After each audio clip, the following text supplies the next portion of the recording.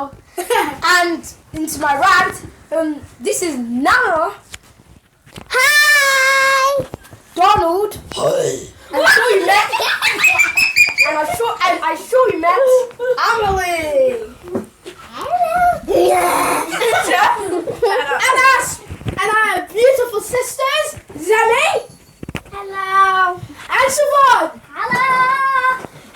And guys, I'm very happy today because not only are we all together, it's because we get to review our own books. And today I am reviewing Captain Underpants, 3 fantastic novels in one. So that means 2 novels in one. Leo, do you have a book that you want to share? Yeah, super one. Yeah. Kofi, do you have a book that you want to share? The Christmasaurus and the Naughty List, written by Tom Fletcher and illustrated by Dave Reese. And Chimamanda. My book Slime by David Williams and illustrated by Tony Ross, but unfortunately I didn't bring it with me. So Nana is reviewing Izzy and the Indigo Fairy. Donald is reviewing The World's Worst Parents, The World's Parents by David Williams. And Emily, can you please tell us what you're reviewing? I have a book called Roller Girl, and it's about like roller derby. And yeah, I left it at home now. Okay, thank you for telling us what you brought today. And now let's talk about why we chose this book. Well, I chose this book because the name of the book, Captain Underpants. Well, the reason why it says Captain Underpants is because Captain Underpants have a series of books, not just 3 fantastic novels in one, but there's other books that Dan Philby has wrote. So, Captain Underpants, 3 fantastic novels in one, is just 2 kids called George and Harold, who are very naughty kids, but they're kids that stand out because they use their imaginations. But at George and Harold School, St. Horowitz, you're not allowed to use your imaginations, which is very sad for George and Harold. And you also buy this hypno ring to hypnotize the evil head teacher. Leo, please can you tell us what your book is about? My book is about a worm, super strong, and is a hero. Okay, thank you, Leo. How about Kofi? What's your book in a very short sentence? Because I know your book is a very big book. So the book is about just a dinosaur saving Christmas from getting ruined. Because loads of people are on the naughty list and there's not much people on the good one. So he's going to change everyone on the naughty list to the good. Well, it's nearly Christmas and we're looking forward to be on the nice list, not the naughty list. And Christmasaurus. Well, we've got the Christmasaurus and the Winter Witch. Now, the Christmasaurus and the Naughty List. Well, Chimamanda, what is your book about? Slime, which, you know, is written by David Williams. For some you might know, but for some you won't. But this time, it's not by David Williams. It's by Jeremy Strong. It's a very, very funny one. Chimamanda, please can you tell us what your book is about? So my book is basically about when there's like a queen coronation, when the queen and the king are coming to town, and there's this boy who's getting ready and he's trying to celebrate, but all of a sudden at the very end, it's a very unexpected surprise. It's because the crown, it lands on his brother's cheese's bottom. That's why Jeremy Strong is very, very funny. Let me hand it over to Zore. Well, my book is called That's the Granny Rats Again. This is, I'm sure you know that Granny died, but here is not Granny. I don't want to read it out because that would just spoil it. And it's a really good book. It's all about Ben, and he really misses his granny, and but then he goes with this gangster here on an adventure. Thank you, Zore. Nana, there's a book that you wanted to share. Please can you tell us what Izzy the Indigo Fairy is about? Izzy the Indigo Fairy is about where two girls go to find Izzy the Indigo Fairy, but because all the fairies are split up, some of them are safe. Heather and Izzy the Indigo Fairy are trying to find their way back to Fairyland so then they can defeat Jack Frost who broke them all apart. Thank you, Nana. And a very good explanation because you're telling us that not only is he the one who just broke up, but other fairies. Thank you, Nana. And Donald, what have you got to say for your book? Well, I'm reading The World's Worst Parents. Wait, can I stop you right there? The world's what? What? Worst. The world's worst children. The world's worst children 2. The world's worst children 3. The world's worst teacher. And now the world's worst parents. I know this book is going to be very bad. Very, very bad. I'm sorry, Donald. What's your book about? Well, it's about a very fun boy. Well, he gets into lots of mischief at school. Yeah. And he's always getting told off by his parents. He doesn't like it, and he's always trying to find his way out of messes. But as soon as that happens, he gets into trouble again. Well, but it's just not that boy. There's other amazing stories in The World's Worst Parents. So many very unusual parents that are so mean to their kids. I think the world's worst children's world's worst children 1, world's worst children 2, world's worst children 3. They're usually 5 boys and 5 girls, which makes 10 altogether. So that means 5 men, 5 women, 10 altogether. Alan, please can you tell us what your book is about, even though you've not brought it in today? My book is about Roller Girl, and it's like, so she tries to go for roller derby, but she's really bad at it. But then she always tries the best and tries the best, and she never gives up. And then at the end, she goes to a roller derby, and then guess what? They win the roller derby! Yay! Oh, thanks, Emily. Now we all know that you should never ever give up. Yeah. Yeah, that's for sure. Now, I'm sure all these books that we've just discussed have a similarity or difference. So, let's say Captain Underpants and The World's Worst Children. Well, we know that George and Harold are very naughty, and some of the parents in The World's Worst Children are very mean. Well, those two, if you put those two things together, mischief. Alex.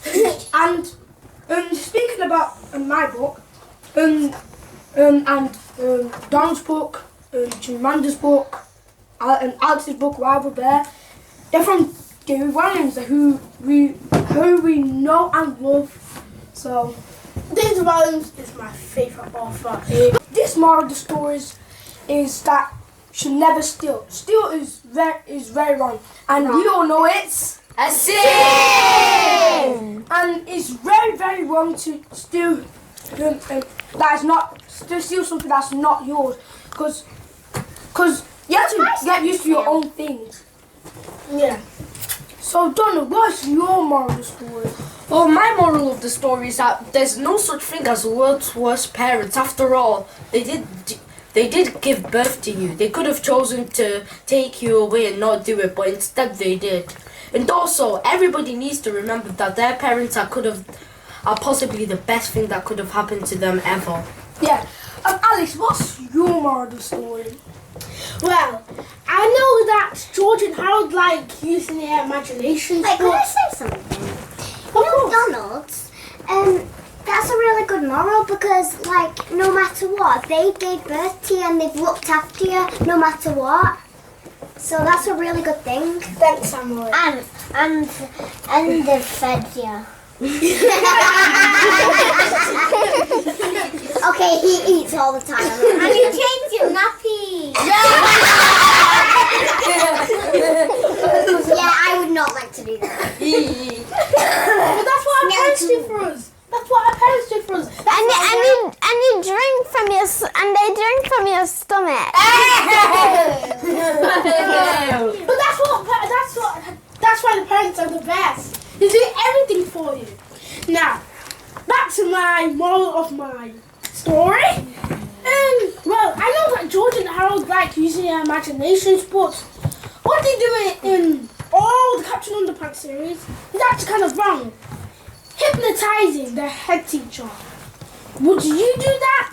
But I disagree with Alex because their head teacher was kind of naughty and evil. But they're not supposed to pay him back. They're not supposed to pay him back. Even if someone does wrong to you, don't do wrong back to them. Yeah, you should just say. You try and sort them out. Just try and sort them out. Okay. Kofi, do you have a moral? Yes, my moral of the story is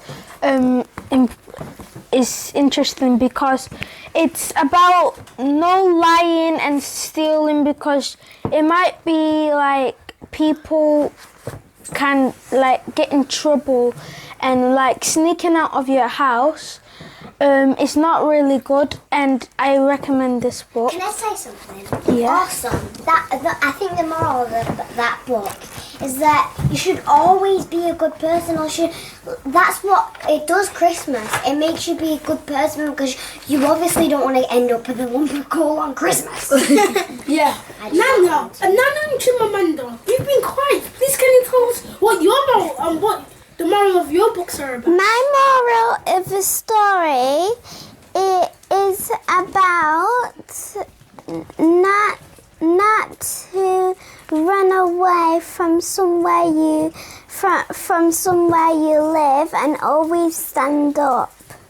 Thank you, Nana. That's a very, very good moral. Always stand up. It's better for you to stand out than fit in. Yeah, that is so true, Alex. Because if you fit in, there's going to be nothing fun. Like, I try and stand out my best because I'm cool. We've mentioned this in, what's it called again, Zore? Anisha the Accidental Detective. Yeah, oh, that was really good. Yeah. I lent it from the library and we read it in class, didn't we? Yeah. Chimamanda, please can you tell us the moral of your story?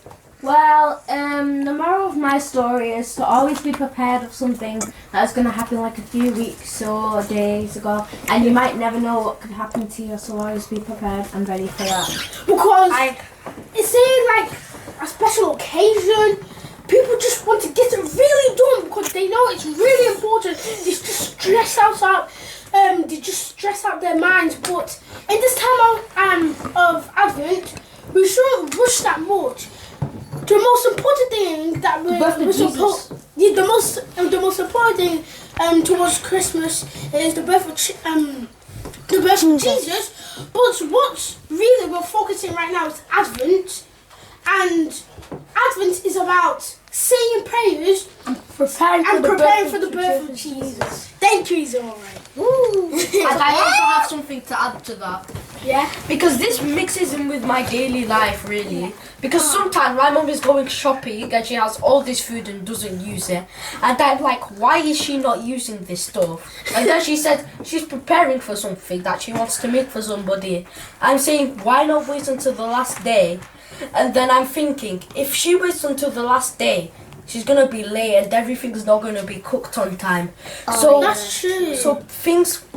So preparing things is a very good thing, and it's also kind of something you should do daily as well. Yes. Yeah, Thank you, Donna. but not just start at the end, then you prepare for Christmas early, but Yeah. that is Yeah, by the time it will be expired, it will be gross. really gross. Just Don't buy it too late. Just buy it like a plate, like in the middle.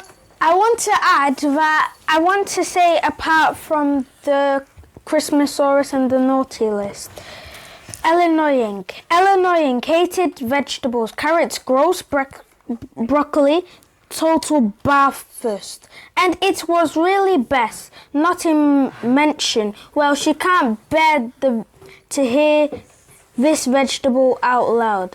So I probably best if I write the words very small and you read them in your head. Brussels sprouts. 2 elements. Oh, and be good and never be on the naughty list. Thank you, Kobe. And now for our final stage, our gorgeous sisters. Okay, let's start off with Demi. Demi, I know that you really wanted to share a very good book with us. So this is about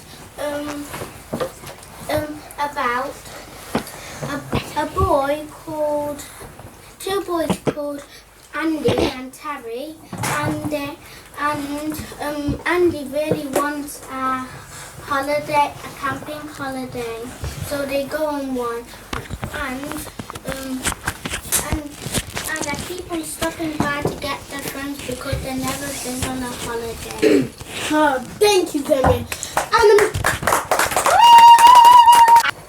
over to you, Emily. So my moral of the story is never give up, no matter what. Because and also, I just wanted to add, this is funny part. So this girl, she keeps crashing.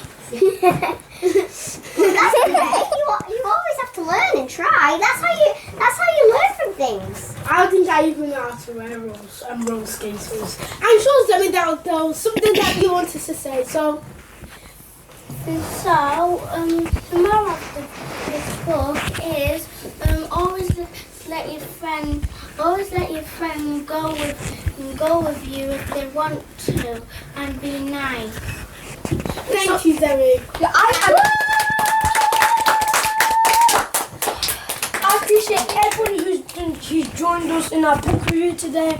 Unfortunately, this is our last book review of the year. So I appreciate all our subscribers, and we'll see you hopefully we'll see you next year. So bye. Bye.